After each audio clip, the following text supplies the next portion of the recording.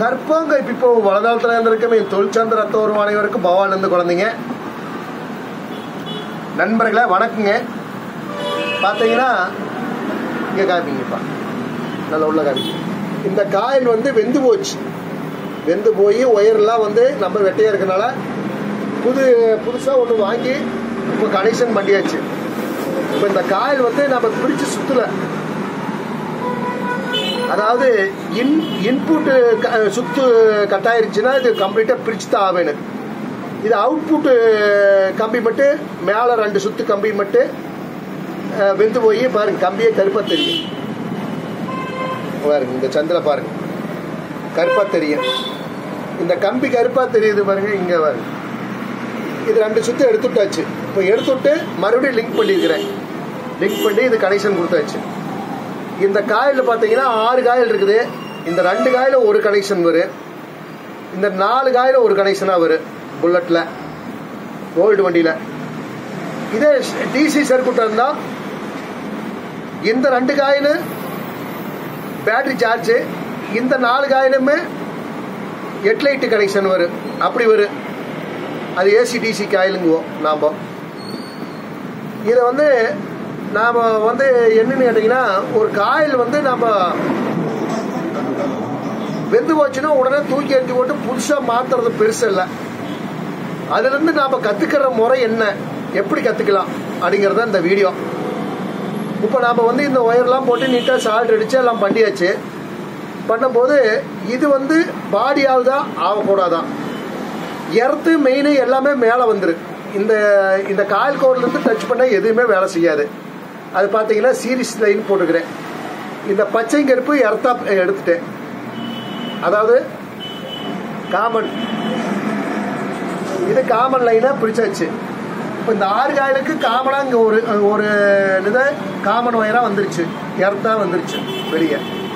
இப்போ வந்து இது வந்து பாருங்க, பச்சையில் மஞ்சள் கோடு பார்த்தீங்கன்னா 2 காயில் ஒயர் கனெக்ஷன், வெள்ளையில் பச்சையில் வந்து வெள்ளைக்கோடு வந்து பார்த்தீங்கன்னா 4 காயில் கனெக்ஷன். இது ஆரம்ப காலத்தில் வந்து பார்த்தீங்கன்னா 1971 இதே மாதிரி கனெக்ஷன் தான் கொண்டு வந்தாங்க. இன்னும் அதையே நான் ஃபாலோ பண்ணிட்டு தான் இருக்கிறேன். ஆனால் கோர் பார்த்தீங்கன்னா இது 8 வோல்ட் கோர், 8 வோல்ட் கரண்ட் பேட்டரிக்கு சார்ஜ் ஏறுற மாதிரி கொடுத்துருக்குறோம். இது 12 வோல்ட் வரைக்கும் சார்ஜ் ஃபுல்லாக ஏறும். அதுக்கு தகுந்த மாதிரி நாம் அங்கே ரெகுலேட்டர் 6 யூனிட்டுங்கிற யூனிட் போட்டு ஆர்டர் பண்ணிடுறோம். இப்போ பார்த்தீங்கன்னா இது வந்து டைரெக்டாக கொடுத்தோம்னா மேக்னட்டு சடா சடான்னு அடிக்கு. அப்போ வந்து காயில் கம்பி சூடாரு மேலே இருக்கிற நம்ம டிரான்ஸ்போரம், ஏசி டிரான்ஸ்போரம் வந்து வீக் ஆயிரும் 4 கடவை. அதனால் நாம் என்ன பண்ணுறோம்னு கேட்டிங்கன்னா, ஒரு 24 வோல்ட் பல்ப் போட்டு, பல்ப் வெளிச்சத்துக்காங்க 24 வோல்ட் பல்ப்பு கொடுத்து நம்ம சீரியஸாக எடுத்து செக்அப் பண்ணுறோம். இப்போ சீரிஸ் எரிஞ்சிட்டு இருக்குது, இப்போ கனெக்ஷன் கொடுத்துருக்குறேன், எரிஞ்சிட்டு இருக்குதுங்க. இந்த கனெக்ஷன் வந்து இப்போ பார்த்தீங்கன்னா இப்போ 4 ஒயர் கனெக்ஷன் கொடுத்துருக்குறேன் பாருங்க. 4 மேக்னெட் மட்டும் தான் இருக்கு,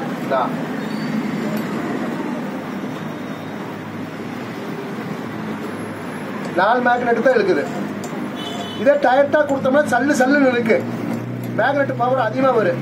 நம்ம சீரியஸாக 24 வோல்ட் கொடுக்குறாட்டி கொஞ்சம் சீரியஸ் கம்மியாக தான் வேலை செய்யுது.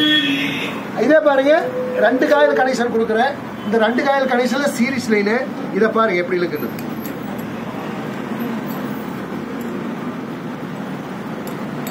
இதெல்லாம் வேலை செய்யாது, இதெல்லாம் வேலை செய்யாது. இப்போ 2 காயில் கனெக்ஷன், இப்போ 4 காயில் கனெக்ஷன் பாருங்க.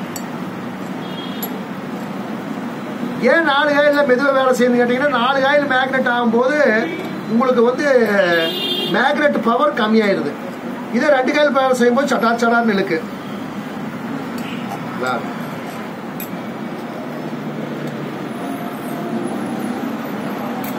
இவ்வளவுதாங்க. எந்த வண்டி நாம அதுல ஆராய்ஞ்சு பார்க்கணும், எப்படி கனெக்ஷன் எடுத்துருக்காங்க, எவ்வாறு கனெக்ஷன் எடுத்துருக்காங்கன்னு. ஏன்னு கேட்டீங்கன்னா, நம்ம பைக்கு வேலையே செஞ்சுட்டு இருக்க கூடாது, ஒயரிங் வேலையும் செய்ய வேணும். அப்பதான் கொஞ்ச நாச்சு நாலேஜ் கிடைக்கும். இந்த ஒயரிங் சம்பந்தப்பட்ட நாலேஜ் கொஞ்ச நாளைக்கு கிடைக்கும். இதன் மூலியமா தெரிஞ்சுக்கிறேங்க. அனைவருக்கும் மனமார்ந்த நன்றி. வாழ்த்துக்கள் பவானிலேருந்து குழந்தைங்க.